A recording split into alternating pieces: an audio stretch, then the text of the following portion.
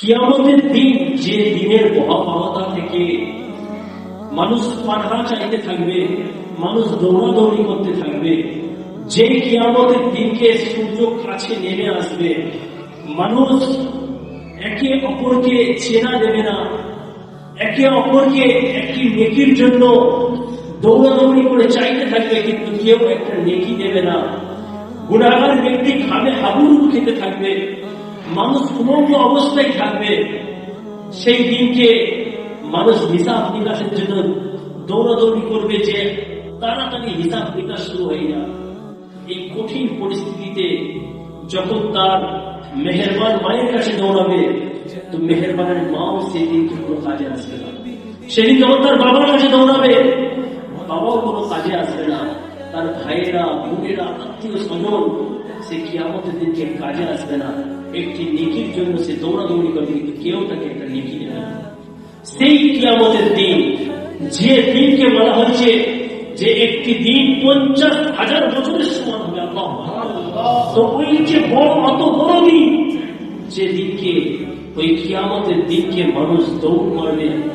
কখনো আদম আলাইহিস সালামের কাছে যাবে, কখনো অন্যান্য নবীদের কাছে যাবে, গিয়ে আরজি জানাবে যে আপনারা আজকের দিন আমাদেরকে সুপারিশ করুন।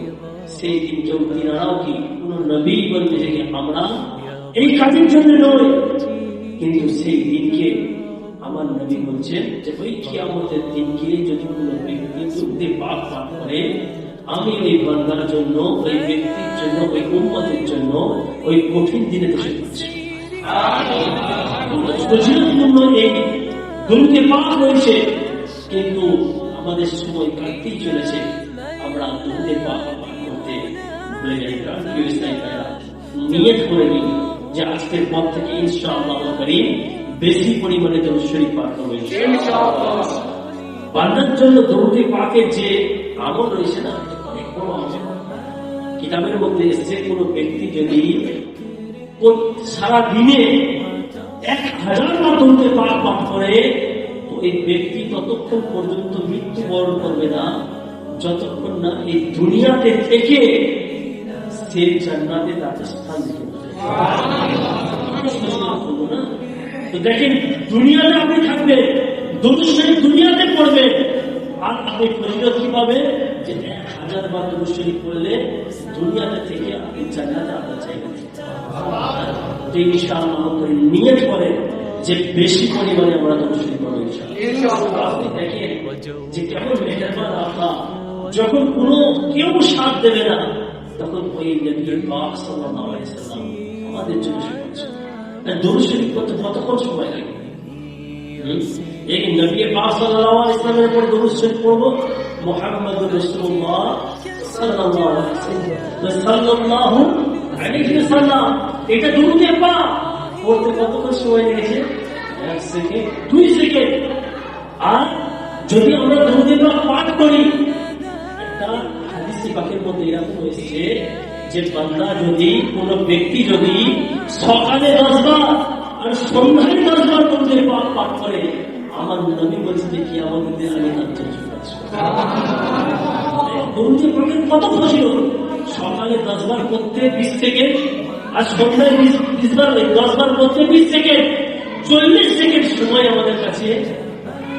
দেখে আপনি চিন্তা করেন, নিজের দিকে গিয়ে হাত দেন আর বলেন যে আমি মুসলমান, আর আমি কি আশিকের রসুল, তো আজকে সারাদিন আমার কাছ থেকে কেটে গেছে, আমি কি পাপ করেছি? এটা কেমন আমরা মানুষ! এই যে সাল্লাল্লাহু, ছোট্ট দরুদ শরীফ সাল্লাল্লাহু আলা মুহাম্মদ, হ্যাঁ, কিতাবের মধ্যে এসেছে দরুদ শরীফের ফজিলতের মধ্যে যে কোন ব্যক্তি যদি সাল্লাল্লাহু আলা মুহাম্মদ এই দরুদে পাক পাঠ করে, তার জন্য 70টি রহমতের দরজা খুলে যায়।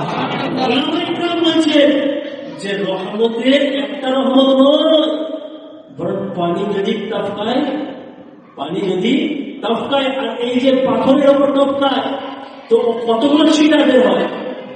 ছিটা কত ছোট ছোট হয় বলে দেখি, বলছে ওই ছিটা, বলছে রহমতের পুরো রহমত নয়, বড় রহমতের যদি একটা ছিটা কোন বান্দা পেয়ে যায়, তো ও বান্দার জন্য কাফি হবে যে আল্লাহ পাক তাকে মাফ করা রহমত হাসিল করা কত ইজি যে নবীর ওপর আমরা দুরূদে পাক পাঠ করবো।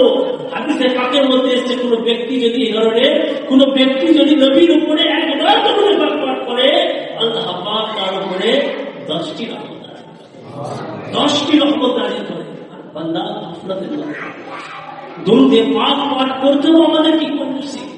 হ্যাঁ, তো আমির হাসান বলছেন নেক আমল মিসালের মধ্যে যে আপনি কমের কম 313 বার দরুদে পাক পাঠ করে নেন, তাহলে কি হবে যে 313 বার যদি দরুদে পাক পাঠ করে নেন, যারা সবচেয়ে বেশি পরিমাণে দরুদে পাক পাঠ করে তাদের লিস্টে আপনারও নাম চলে আসে। 313 বার কেন বলবো ভাই? ফজিলত যদি 1000 বার থাকে দেখো, তাহলে আমরা কিসের জন্য 313 বার পড়বো? বরং নিয়ত করে যে ইনশাআল্লাহ কারীম প্রতিদিন আমরা 1000 বার দরুদে পাক পাঠ করব। ইজি, এটা অনেক মানে সহজ। কি হবে? 5 ওয়াক্ত নামাজের পর 200 বার করে বললে কতবার হয়ে যাবে? 1000 বার। কিন্তু টাইমকে কি করতে হবে? নির্ধারণ করতে হবে, সময়কে নির্ধারণ করতে হবে যে আমি অমুক টাইমেতে। আমরা সকালবেলা কি করি? নাস্তা করি না? তো দুপুরবেলা নাস্তা করি কি? খাবার দুপুরবেলা কি লাঞ্চ যেটা রয়েছে কখন করি? দুপুরে করি। ডিনার কখন করি? রাত্রে করি। তো রাত্রের খাবার আমরা দুপুরে খাই না, দুপুরের খাবার আমরা সকালে খাই না। তো নির্ধারণ রয়েছে সময় না, যে এটা দোকান খোলার টাইম, এটা কাজে যাওয়ার টাইম, এটা গোসল করার টাইম। আর সেটা টাইম নির্ধারণ রয়েছে বলে আমরা প্রতিদিন করি। কিন্তু যদি টাইম আপনি নির্ধারণ করেননি যে দরুদে পাক পাঠ করবো, কয়েকবার আমাদের এরকম হয়ে থাকে যে দেখবেন আজকে দরুদ শরীফ পড়বো, বাইরে চলে এসেছি, তো দরুদ শরীফ পড়বো, কাল থেকে নিয়ে করেছি সকালবেলাতে 10 মিনিট না, কাজটা করে নি, দুপুরের পরে পড়বো। দুপুর হয়ে গেছে, দুপুরবেলা সন্ধ্যাবেলা পড়বো, সন্ধ্যাবেলা শোবার আগে পড়ে দেবো। শোবার আগে যখন হবে তখন কি হবে? তখন আর দেখা যায় 1000 বার পড়া হয়। বড় টাইমকে আপনাকে কি করতে হবে? নির্ধারণ করে নিতে হবে যে ইনশাআল্লাহ কারীম আমি অমুক টাইমে যে এতবার করে পড়বো, তাহলে দেখবেন আপনার 1000 বার দরুদে পাক পাঠ করা কি মিস হবে।